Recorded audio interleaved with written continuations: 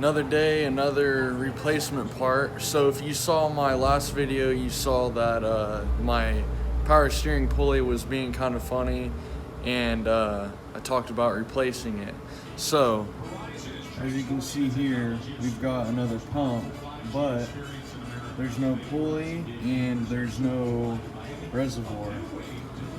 So I know that it's gonna be decently easy to take the pump off. If you saw the video of me replacing my my dog bone motor mount, then you saw that I had to take the pump off, and it wasn't too bad. It's like 3 bolts, but I have not ever done a full like power steering pump install. So we are going to be removing the power steering pump and replacing the pulley and the reservoir. So as I'm looking at it here, I was nervous about like the lines, but it looks like there's a threaded like a flare fitting, or I think that's what it would be called. The end of the line's probably flared. Then this one has a clamp. So first, jack up the car, take off the serpentine belt, and I'll probably just try and pop this off real quick and see if we can't do this in a reasonable time. All right, we've got her off. There's these 3 13 mils inside that triangular bracket right there. So I'm gonna start by taking that line off right there and draining most of the fluid out of the reservoir. I'm not sure what I'm gonna go from there, but then it will just be taking that bottom line off and try not to leak fluid everywhere. So we're gonna go for it, and I'll show you guys once I get it out. Hopefully it's not too bad. All right, we've got it out. Looks like there is a few 10mm bolts right here that hold the reservoir on. And I'm not sure, this one looks like the inside's threaded, so I assume that there is a threaded bolt inside of the pulley. But I'm gonna go ahead and try to swap this out real quick and change everything over. Of course, me being optimistic, I kind of thought there might be a tool that was needed for the pulley, but I saw the threads and thought maybe mine was different. But so I was just a little optimistic. I have to wait till I can get a pulley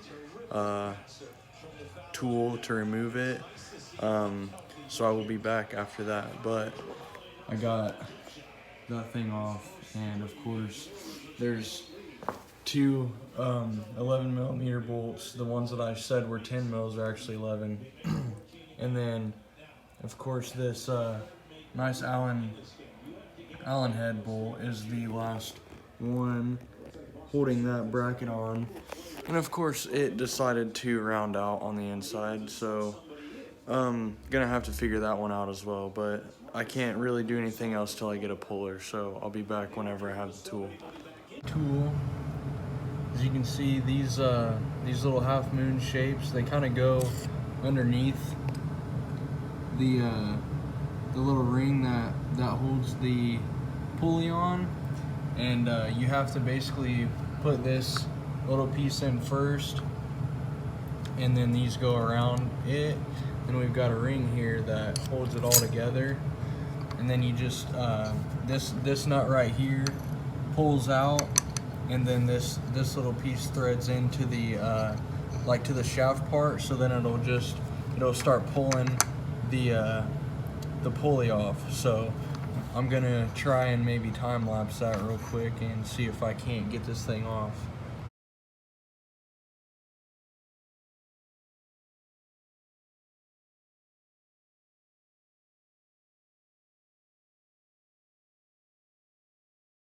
Got the pulley off. You can see this Allen head that rounded out. I can't remember if I mentioned that or not, but I'm gonna have to figure out some way to get that thing out now. I'll probably have to use freaking vice grips or something, which sucks, but something that, I mean, I don't know how else to get it out, so I'm just gonna go for it.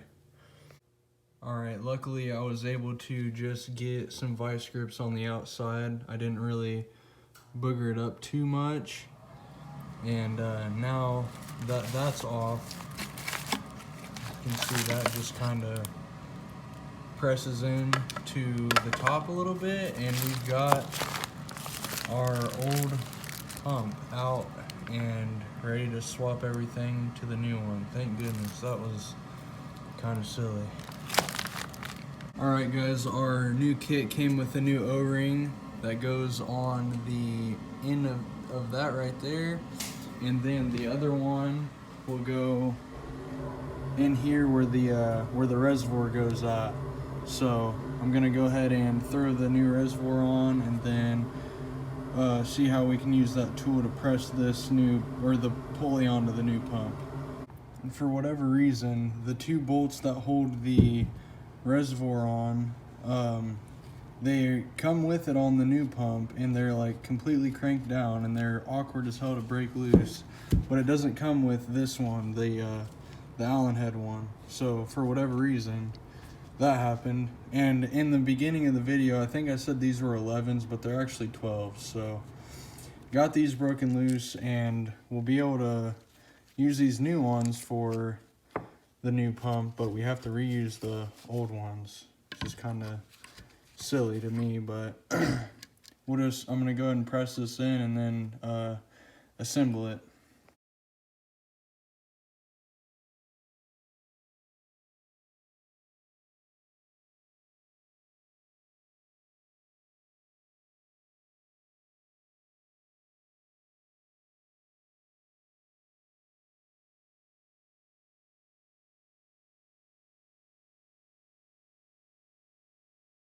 So if you guys didn't understand what I did, we've got this other side of the kit where you can see those threads. This is where I thought that a bolt was holding it on, but this is actually what this is meant for. So you just thread this in this way, so this threads into the shaft. Thread that in pretty much all the way down. Then this piece goes down, and so it's pressing on the outside ring that we were prying on before. So this one was a 17 and this was a 14. Basically I was actually using the this to press it, and I had the 17 held, if you could see on the camera. So it was basically, this was tightening down on the nut, in which it pressed the pulley back on. So we should be all good now. And I'm just ready to reattach the lines and fill her up with fluid, and hopefully everything works good. And you guys might run into this, what I was not thinking about this, pressing until this part was flush. I was worried about clearance back here. You can tell it's pretty close. And then I was thinking of stopping because I didn't want it to hit, obviously, but then pulling it off, realizing that it just stops when it's flush. So we should be all good now. There's no more play or anything in this, so hopefully we don't have any squeaks. Yeah, so a little bit easier with that tool, so we're all good. And then if you guys saw with this Allen head bolt, I just used channel locks because obviously it doesn't have to be super tight.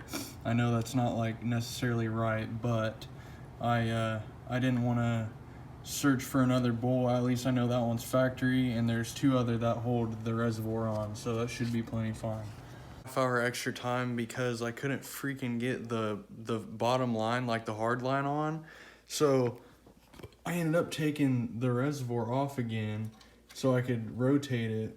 And as you can see, it's attached now, but wow, that was silly. I had it in the spot and the line was going up into the hole, but the fitting would not thread in. So now I can put the other line in that goes to the reservoir and hopefully just reinstall it. That was so stupid.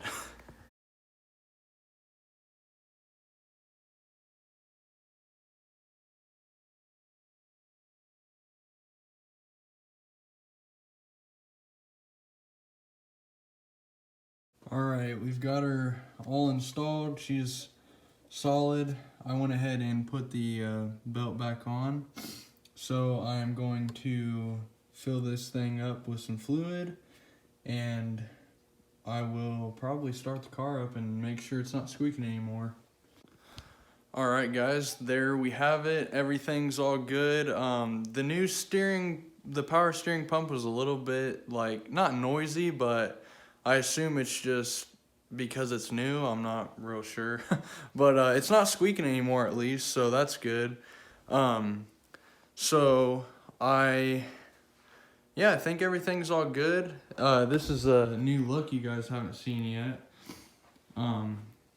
If you guys ever listened to Mac Miller and you heard the album Macadelic, I took all the fighter jet stuff off, and it's kind of like a spur of the moment thing, and I just had the idea and went ahead and made it happen. So I will probably be doing some more, like, along the side. Like, I don't know if you guys have ever seen where people do like a stripe all the way down, like the bottoms of the doors. I'm probably gonna try and do like that, but instead of it being like white with the black vinyl, I think I'm gonna make it like a black stripe where the white's cut out and along the side.